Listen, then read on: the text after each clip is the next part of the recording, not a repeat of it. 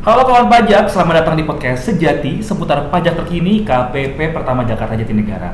Pada episode kali ini kembali bersama tim penyuluh dari KPP Jatinegara. Ada Mas Tepoy, Mas Bian. Boleh menyapa dulu Mas Tepoy, Mas Bian. Halo kawan pajak. Sobat pajak ya. Sobat pajak. Nah, pada momen kali ini kita mau bahas apa nih Mas Tepoy, Mas Bian? Oke, di episode kedua kali ini kebetulan kita akan membahas soal pengukuhan pengusaha kena pajak. Iya, Iya. atau disingkat PKP. PKP. Betul. Kenapa kita pilih materi ini? Karena ternyata materi ini adalah hal-hal yang paling sering ditanyakan di loket Helpdesk. Jadi untuk sobat pajak, kawan pajak Jatinegara pasti udah nggak asing nih sama Mas Tepoy sama Mas Ini Bian. topik yang trending ya di Trending selalu. KPP kami.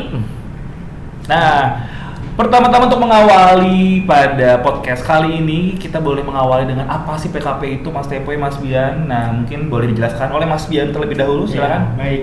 Terima kasih Mas Ado. Jadi PKP itu sebenarnya singkatan Bapak dan Ibu atau sobat pajak, yaitu singkatan dari pengusaha kena pajak. Nah, apa sih itu pengusaha kena pajak? Nah, tentunya Bapak dan Ibu yang memiliki usaha. Nah, ini kan bisa disebut sebagai pengusaha. Lalu ada kata kena pajak. Nah, apakah memang saya harus dikenakan pajak? Nah, ini pajaknya apa aja? Nah, yang akan kita bahas pada podcast kali ini Mas Ado dan Mas Devi ini adalah PKP itu terkait dengan pajak pertambahan nilai.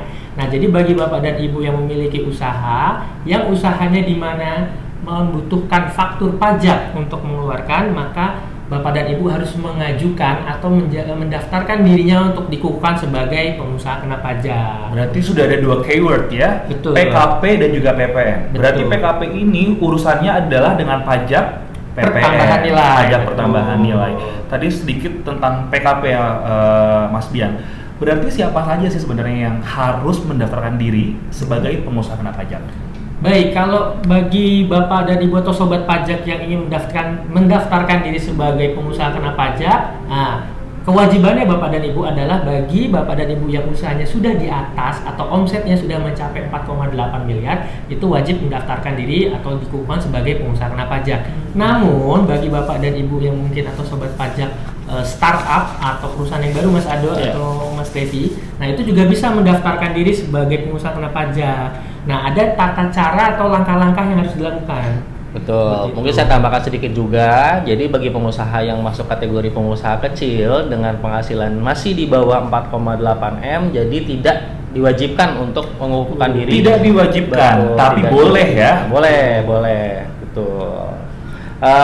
Tapi juga selain dari kategori pengusaha yang memiliki penghasilan di atas 4,8 M dalam setahun itu sendiri, bagi pengusaha yang memproduksi dan juga memperjualbelikan emas dan perhiasan juga wajib PKP ya Bapak Ibu, walaupun mungkin penghasilannya tidak mencapai 4,8 miliar setahun. Berarti kalau disimpulkan, wajib pajak dengan omset di bawah 4,8 miliar tidak wajib PKP, Tidak tapi wajib. boleh mendaftarkan diri sebagai PKP. Boleh banget, Nah, tapi boleh. kalau omsetnya sudah di atas 4,8 miliar, wajib menjadi PKP.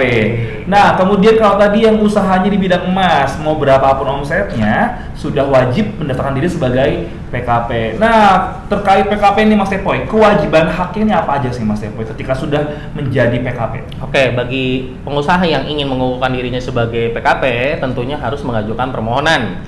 Ada proses administrasi yang harus dilalui.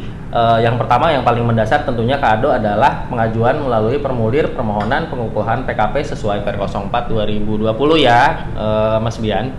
Oke, nanti wajib pajak silakan mengajukan formulir permohonan pengukuhan PKP ke KPP terdaftar, tentunya dilampirkan persyaratan-persyaratan yang disyaratkan, betul. Iya, betul. Dan menambahkan bagi sobat pajak atau Bapak dan Ibu yang hendak mendaftarkan dirinya atau usahanya untuk dikukuhkan sebagai PKP. Nah, jadi PKP itu adalah salah satu wadah Bapak dan Ibu atau sobat pajak ini untuk dapat mengeluarkan faktur pajak tadi. Sebagaimana yang kita tahu bahwasanya sekarang usaha-usaha itu membutuhkan faktur pajak Mas Ado ataupun Mas Tevi.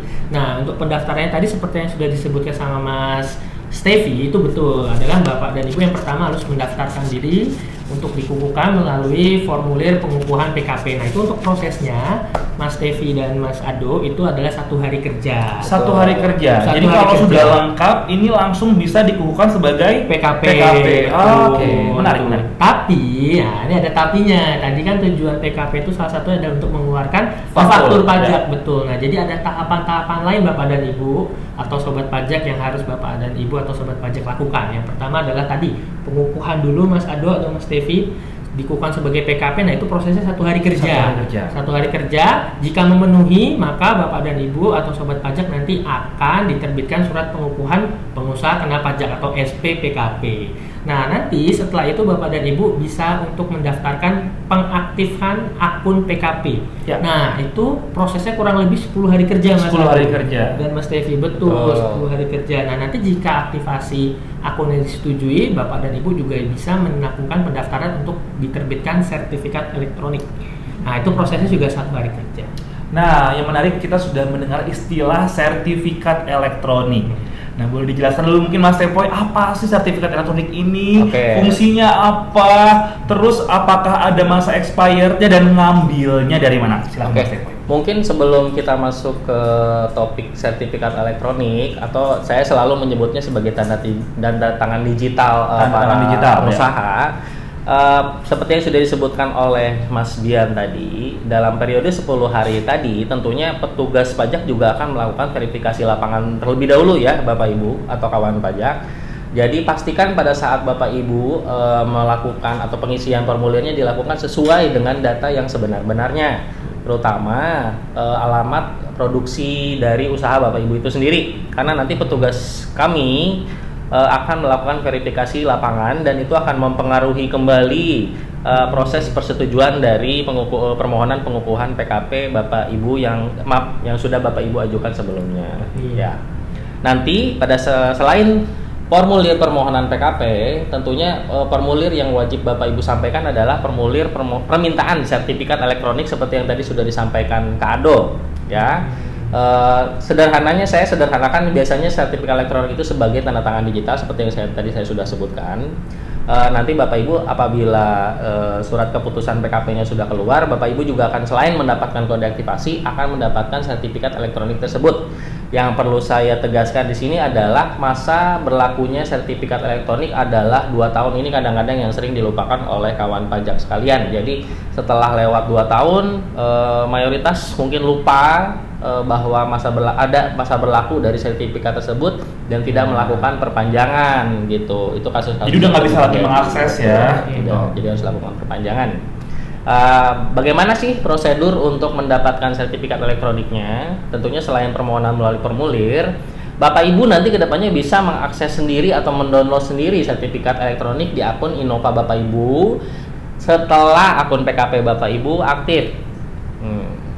Oke, berarti bisa diambil dari Innova tadi ya? Ya, Saya coba simpulkan sedikit dulu untuk kawan pajak sekalian. Berarti untuk mendaftarkan diri sebagai PKP perlu mengisi formulir permohonan, pastinya. kemudian sekalian langsung juga diisi formulir aktivasi akun PKP, dan juga penerbitan sertifikat elektronik. penerbitan sertifikat elektronik. Iya. Selain ini apa saja yang harus dilampirkan nih Mas Tepoy, Mas Bian? Selain formulir tentu saja harus melampirkan apa saja kira-kira? Iya, baik sobat pajak. Jadi apa aja sih yang harus dilampirkan selain formulir Ya. utama tentunya ya? Nah, itu yang pertama bisa akte pendirian atau Akte perubahan. pendirian. Bapak dan Ibu itu bisa lampiran SK akte Kemenkumham atau AHU yang didaftarkan terkait dengan akte pendiriannya. Lalu ada identitas yaitu fotokopi KTP atau scan. Nah, baik KTP kartu tanda penduduk ataupun nomor NPWP, kartu NPWP-nya. NPWP perusahaannya tentunya ya. Betul. Lalu ada NPWP perusahaannya juga yang hendak didaftarkan. Nah, sama ada beberapa syarat yang memang wajib dipenuhi Mas Ado dan Mas Tevi, yaitu yang pertama adalah para pengurus yang terdapat di akte ini tidak memiliki tunggakan atau hutang pajak.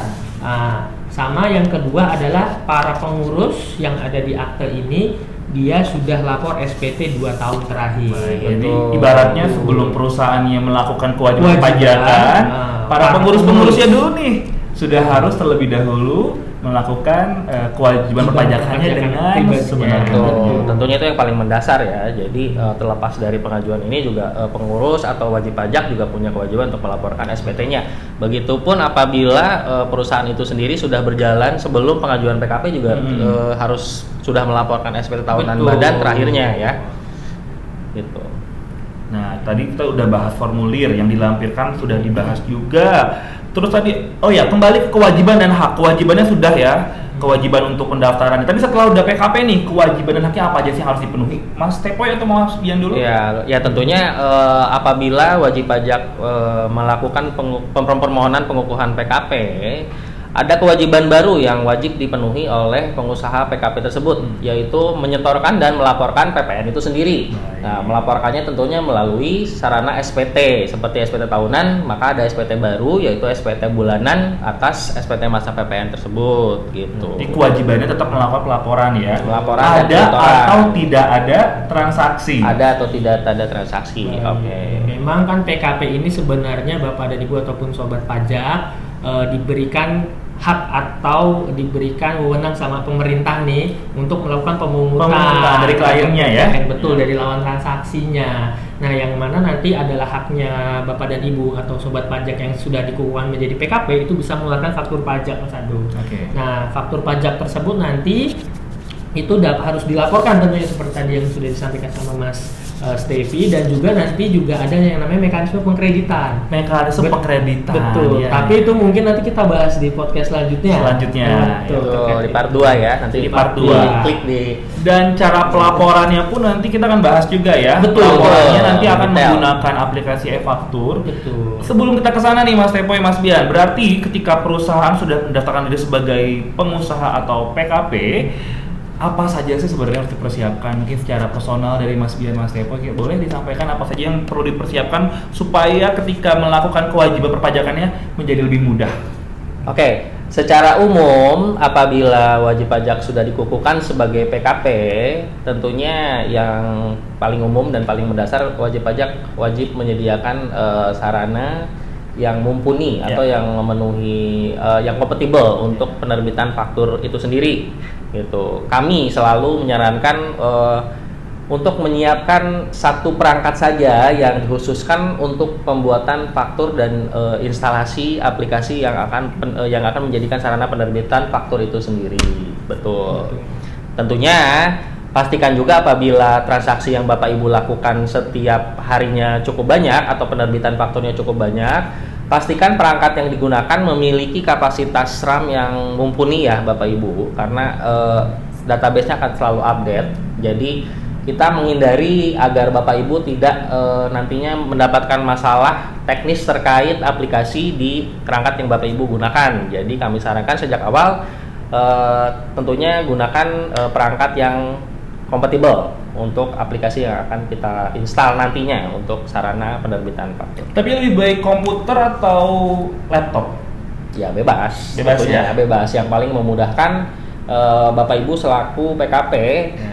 Yang penting adalah untuk secara teknis OS dan juga kapasitasnya mumpuni. Ya, paling tidak mengikuti perkembangan zaman ya, supaya tidak terjadi kendala-kendala yang tidak diharapkan tentunya. Betul. Tapi tentunya antara laptop atau komputer ya mungkin ya, jangan tablet ya, tapi nggak bisa ya, HP nggak bisa tentunya. Ya, tapi kalau menggunakan laptop, keuntungannya adalah kalau ada kendala nanti bisa langsung datang ke KPP, bawa laptopnya di mobile. Lebih mobile. Jadi kalau ada kendala bisa langsung diselesaikan, bisa langsung ketemu langsung oleh Mas Bian sama. Tapi terkait kendala ini Kado, ada cerita lucu kalau di unit kami bahkan pernah ada yang datang membawa perangkat PC-nya langsung Bapak Ibu. Jadi bawa CPU-nya ya. Bawa CPU-nya.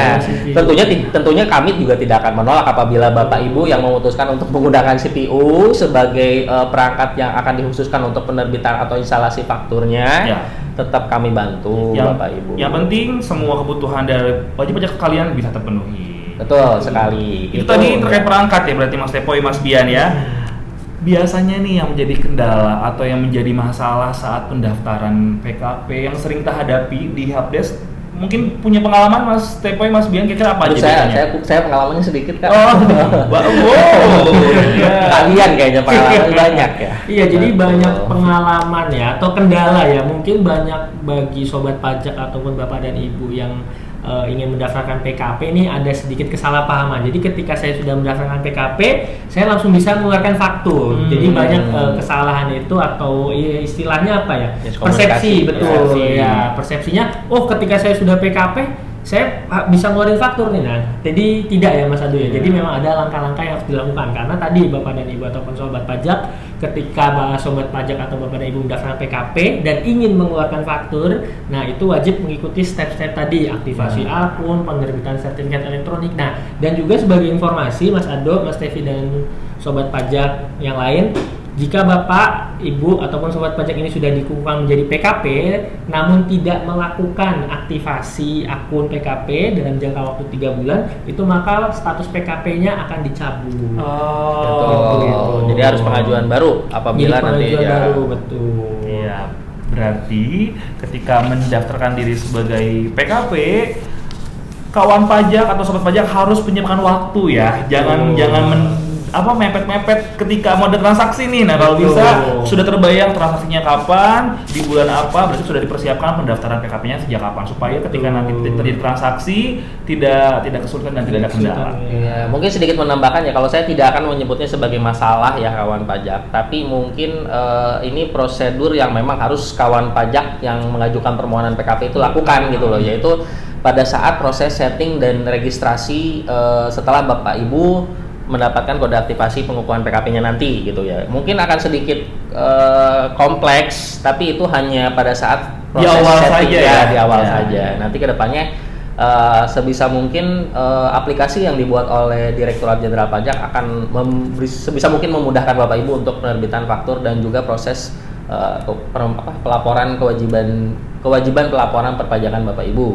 Nah, bicara tadi kewajiban pelaporan nih Mas Tevi dan Mas Ado, jadi setelah Bapak dan Ibu ataupun sobat pajak ini sudah dikukuhkan menjadi PKP, nah ini Bapak dan Ibu atau sobat pajak ini wajib ya melaporkan SPP masa PPN-nya. Ya, betul. Nah, pelaporannya itu melalui e-faktur web sekarang Mas Ado. Nah, nanti caranya gimana mungkin kita bahas pas mekanisme pengkreditan dan juga Betul. laporan ya. Di podcast Sejati episode selanjutnya ya. Betul. Berarti Mas Tepoy, Mas Bian, kita hari ini sudah membahas apa itu PKP, siapa saja yang harus atau bisa mendaftarkan diri sebagai PKP, kemudian hak dan kewajiban seperti apa, tata caranya seperti apa. Nah, selanjutnya nanti di episode selanjutnya kita akan membahas tata cara pelaporan, pembuatan faktur tentunya, pembuatan faktur, penyetoran dan juga pelaporan tadi. Dan kawan pajak atau sobat pajak sekalian, jangan kemana-mana, tetap tunggu kehadiran kami di podcast Sejati episode selanjutnya.